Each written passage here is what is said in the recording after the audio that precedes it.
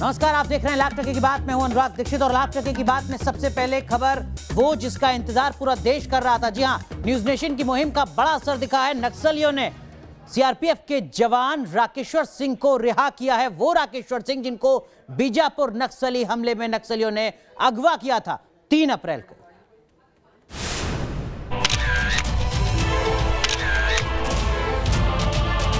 CRPF commando Rakeshwar Singh सही सलामत हैं। सीआरपीएफ के इस जांबाज कमांडो को आखिरकार नक्सलियों ने रिहा कर दिया। 3 अप्रैल को छत्तीसगढ़ के बीजापुर में नक्सलियों से लोहा लेने वाले राकेश्वर सिंह की रिहाई के लिए न्यूज नेशन ने मुहिम चलाई। परिवार की आवाज सरकार तक पहुंचाई और सरकार ने नक्सलियों के इस बात के लिए राजी कर लिया कि वो राकेश्वर सिंह को रिहा कर दे, जिसके बाद कमांडो राकेश्वर सिंह को नक्सलियों ने छोड़ दिया। राकेश्वर सिंह जम्मू के रहने वाले हैं और जैसे ही उनकी रिहाई की खबर सामने आई तो परिवार में खुशी की लहर दौड़ गई। हम आपको इजहार नहीं कर सकते कि हम कितने खुश हैं आज। सर, मैंने आपको यही बताया कि हमें मीडिया के ही तरफ से पूरा इन्फॉर्म हुआ है, सब कुछ हुआ है और मैं न्यूज़ नेशन का थैंक्स करना चाहता हूँ। राकेश्वर सिंह उसी टीम का हिस्सा थे जिसने 3 अप्रैल को नक्सलियों से मुकाबला किया था। इस मुठभेड़ के बाद नक्सलियों ने उन्हें अगवा कर लिया था, लेकिन अब वो नक्सलियों की कैद से आजाद हो चुके हैं और सही सलामत नए मिशन पर निकलने वाले हैं। Team news nation. दरअसल में नक्सलियों ने राकेश्वर सिंह को जिस गांव में छोड़ा, वहां न्यूज नेशन ने राकेश्वर सिंह से खास बातचीत की है। सुनाते हैं आपको। आप देख सकते हैं कि यहाँ माओवादियों ने उन्हें रिहा कर दिया गया। ज्यादा समय नहीं लेंगे कि उन्हें भी घर जाने की बेसब्री है। 6 दिनों से वो माओवादियों की गिरफ्त में थे, अंततः उन्हें रिहा कर दिया गया है। राकेश्वर जी, ये बताइए कि आपके साथ जो भी 6 दिन में क्या अनुभव किया, क्या परेशानी थी, जो भी आप बताइए। परेशानी घर से दूर, बस यही है, अपनी टीम से दूर, बाकी ज्यादा परेशानी नहीं हुई। इन्होंने अच्छा खाना दिया, सब कुछ दिया रहने के लिए, सब कुछ किया। अब बात काशी विश्वनाथ ज्ञान वापी विवाद की। इस मुद्दे पर फास्ट ट्रैक कोर्ट ने आज अहम आदेश दिया है। इस पुराने विवाद का जो आदेश आज आया है वो बेहद अहम माना जा रहा है आने वाले वक्त के लिहाज से। क्या कुछ है आदेश, दिखाते हैं आपको। काशी विश्वनाथ ज्ञान वापी विवाद सुलझाने की दिशा में कोर्ट की तरफ से अहम आदेश जारी हुआ है।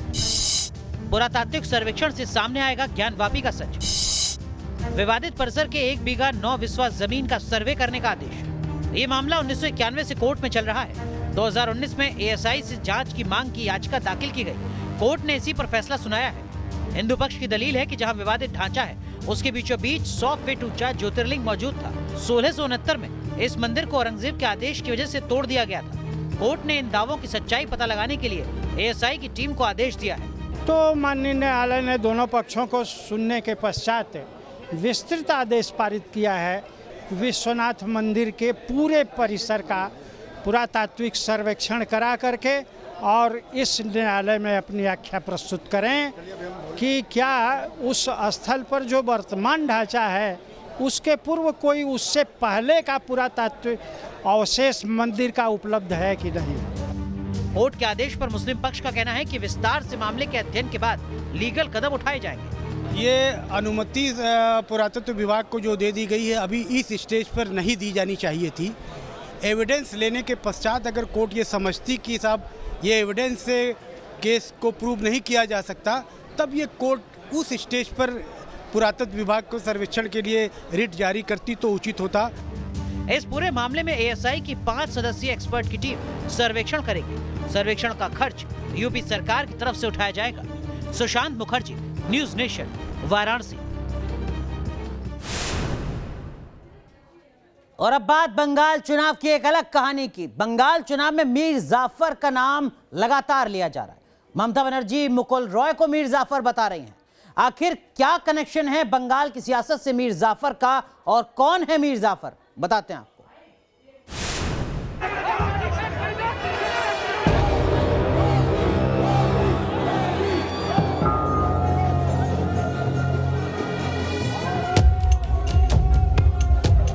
बंगाल के चुनाव में मीर जाफर कौन?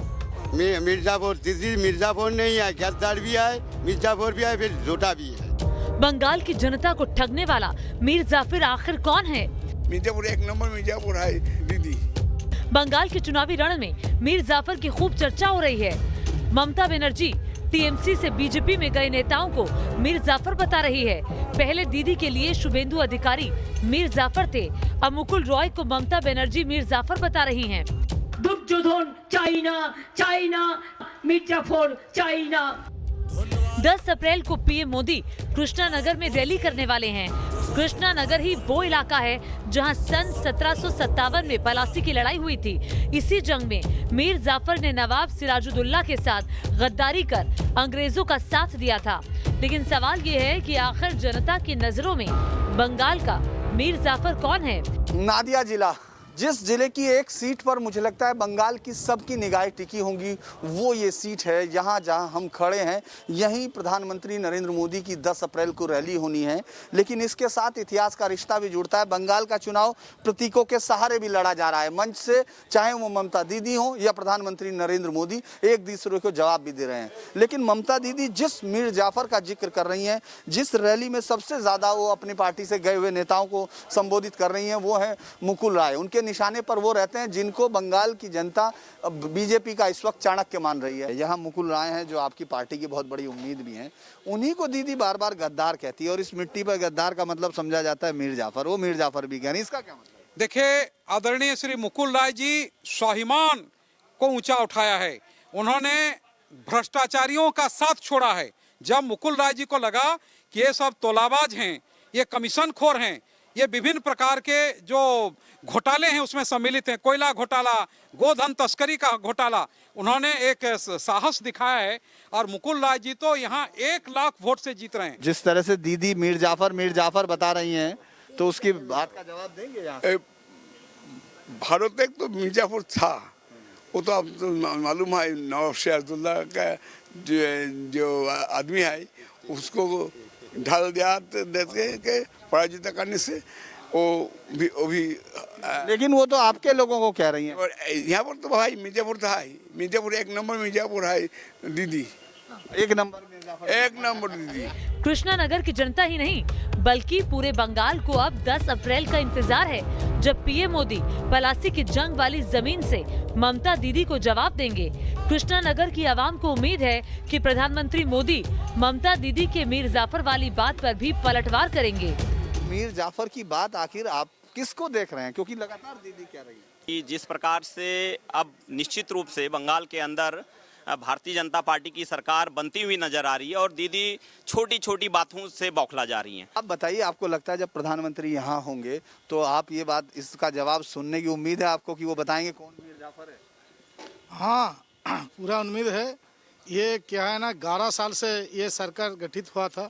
हमारा नदिया डिस्ट्रिक्ट में बहुत ही विधानसभा क्षेत्र में टीएमसी का काम कर रहे दीदी के पार्टी, लेकिन कुछ भी काम नहीं हुआ। मिर्जापुर दीदी मिर्जापुर नहीं है, गद्दार भी है, मिर्जापुर भी है, फिर जोटा भी है, दीदी सब कुछ है। आप बताइए, दीदी और दीदी बोलते हैं प्रधानमंत्री, इससे क्या किसी बंगाली महिला को अपमान लगता है क्या? दीदी कह रही है कि ये बंगाली महिला का अपमान करते हैं। ये दीदी को देख के हमको शर्म आता है, क्योंकि मैंने सोच नहीं सकती ये दीदी एक औरत है जो दूसरा औरत को सम्मान नहीं कर सकती है।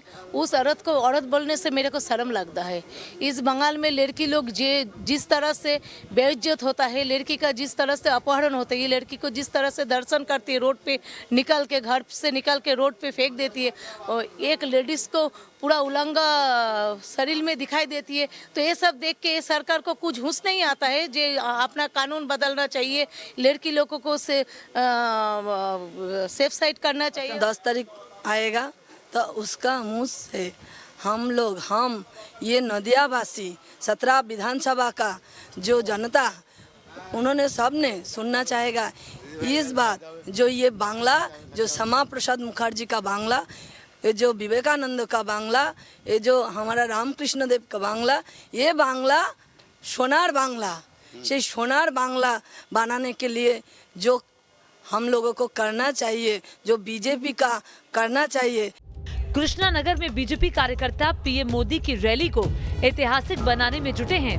किस तरह की तैयारियां चल रही है रैली की? आप देख ही रहे होंगे, यहाँ पे 1 लाख लोगों के व्यवस्था है बैठने के और कई लगभग 1 लाख लोग आसपास में खड़े रहेंगे। तो ये जो रैली है कई मायने में इसका महत्व है।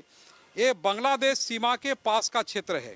इस क्षेत्र में कभी चैतन्य महाप्रभु ने पूरे देश में भक्ति आंदोलन को उन्होंने प्रारंभ किया था। तो ये धरती में लोगों को टीस है इस बात का कि यहाँ की जो सरकार चल रही है 10 साल से, जो प्रधानमंत्री नरेंद्र मोदी जी ने जो गरीबों के लिए, किसानों के लिए जो पैसे भेजे, उस पैसे को रोका है। उन्होंने मामाटी मानुष के नाम के नारा दे के 10 साल पहले बदल का नारा दिया था, लेकिन वो बदल नहीं हुआ, इधर बदला हो गया। ये एक पूरा आपको इस रैली का इंतजार इसलिए भी है क्योंकि प्रधानमंत्री इस मंच से क्या इस बात का जवाब देंगे, जिस तरह ममता दीदी टीएमसी से जाने वाले नेताओं को गद्दार और मीर जाफर कह रही हैं, और ये ज़मीन शायद सबसे ज़्यादा उपयुक्त भी है उस बात का जवाब देने के लिए।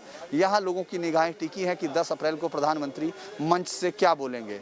इसके साथ साथ यहीं से महुआ मित्रा भी है जिसके तीखे हमले संसद से लेकर सड़क तक सरकार को झेलने पड़ते हैं। क्या उनका भी जवाब यहाँ से मिलेगा, ये सब लोगों के जहन में है। वीडियो जर्नलिस्ट हरीश के साथ धीरेन्द्र पुंडीर, न्यूज नेशन, कृष्णानगर, नादिया। बर्फबारी में कैसे दुश्मन से मुकाबला करना है, इसकी तैयारी आईटीबीपी के जवान कर रहे हैं। ये तस्वीरें उत्तराखंड के माना की हैं। यहाँ बर्फीले मैदान में मुश्किल हालात के बीच जवान बुलंद हौसलों के साथ ट्रेनिंग कर रहे हैं। सर्दियों में बर्फबारी के बाद तापमान अक्सर काफ़ी गिर जाता है। ऐसे में दिन रात दुश्मन से निपटने के लिए कैसे खुद को तैयार करना है, ये जवान यहाँ यही सीख रहे हैं। हालांकि मौसम की मार के बाद जो ताज़ा जानकारी है उसके मुताबिक इस प्रैक्टिस को स्थगित करना पड़ा है, जवानों को वापस लौटना पड़ा है। तस्वीरें उत्तराखंड के माना की। लाख टके की बात में वक्त एक छोटे से ब्रेक का है, लेकिन उससे पहले देश की बहस के लिए जो मुद्दा आपने चुना है वो मुद्दा क्या है वो आपको बता दें। रोहिंग्या पर सुप्रीम फैसले में क्या है, इसी मुद्दे पर देश की बहस सबसे थोड़ी देर बाद रात 8:30 बजे दीपक चौरसिया के साथ। कि आगे आपको दिखाएंगे तीसरी आंख से कटेगा चालान, मास्क ना पहनने वाले हो जाएं सावधान।